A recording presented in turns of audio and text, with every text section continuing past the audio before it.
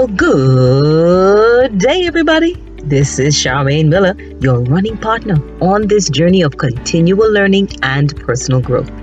Thank you for joining me once again to be informed, inspired, and enlightened so that you can keep evolving into a better version of you.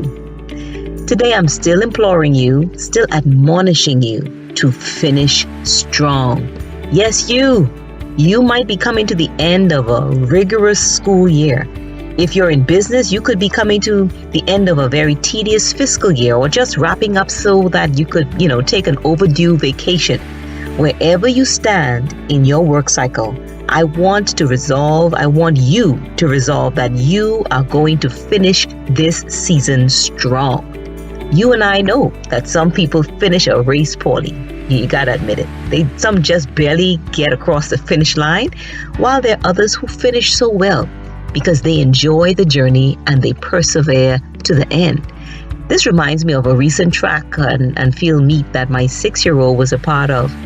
This was her first time participating in any track event, and to be representing her school, on a national level, that was a pretty big deal. I was reminded of a few things as I watched her give it all she's got. Though others were in front of her, mind you, and some of course were in the back of her, she ran hard and she kept pushing straight across the finish line as if she was the only one running. There were others who, because they fell far behind, they decided just to stop running and they just walked the rest of the way across the line. Not my daughter. She ran hard all the way and she finished strong. Yeah, I was so proud of her. What she did afterwards, though, got me thinking about 2 other habits we should adopt to help us finish strong. So today I want to share 2 final Beattitudes you should implement to keep it moving so that you too can finish strong no matter what. All right? The first Beatitude I want to share with you today is be revisioning.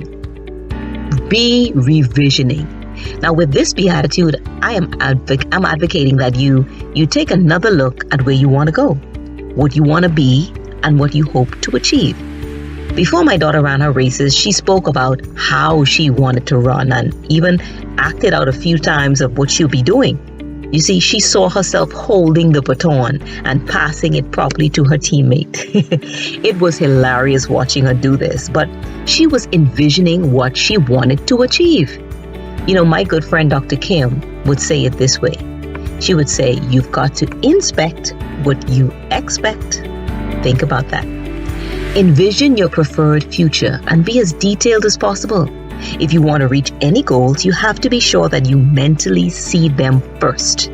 For those of you who have been tuning in for a while, this concept is not new for you because here at Proactive, we're big fans of visualizing.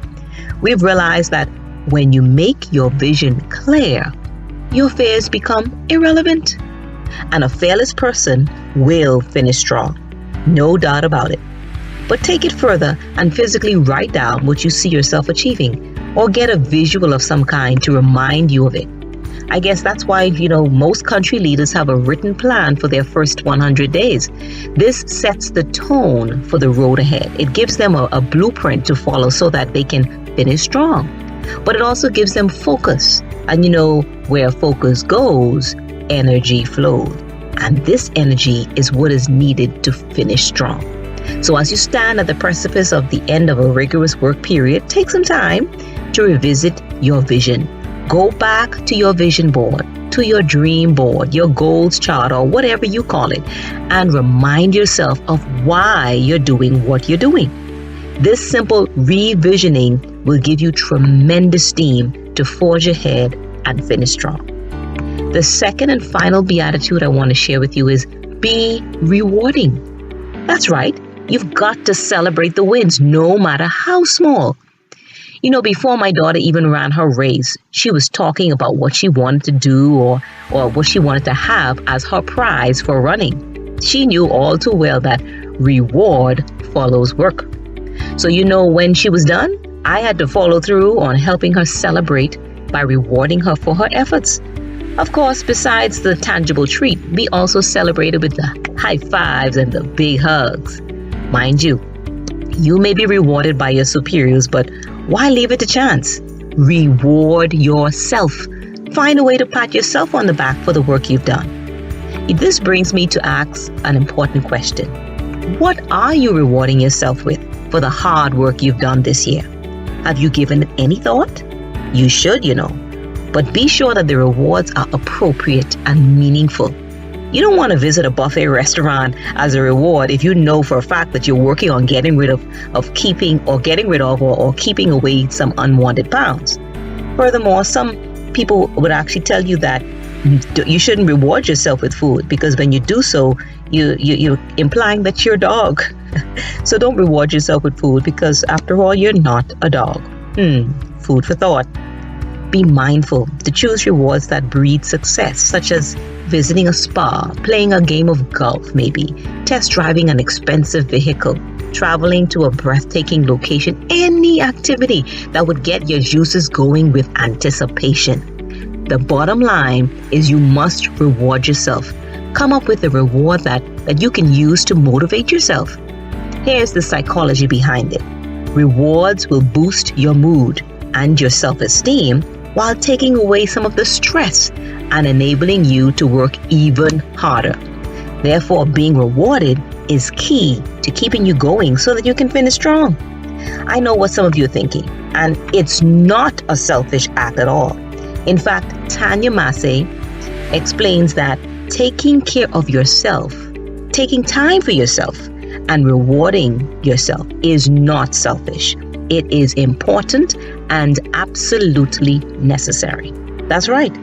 Rewarding yourself for pushing through with your best effort straight to the end is essential if you're going to finish strong. So if you want to finish strong, keep calm and reward yourself. There you have it, folks. Our final 2 Beattitudes to adopt if you want to keep it moving so that you can finish strong. Be revisioning and be rewarding. If you found this helpful, take a few seconds to share this video with a coworker or friend.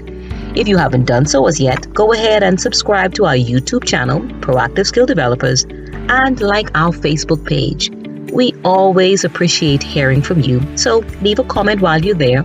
Join the conversation and let us know what you're doing to finish strong. In the meantime, let's choose to keep learning and growing, because what we learn becomes a part of who we are. And like Einstein said, once we stop learning, we start dying. So, never stop learning, because life, as you know, never stops teaching. Until next time, to your success.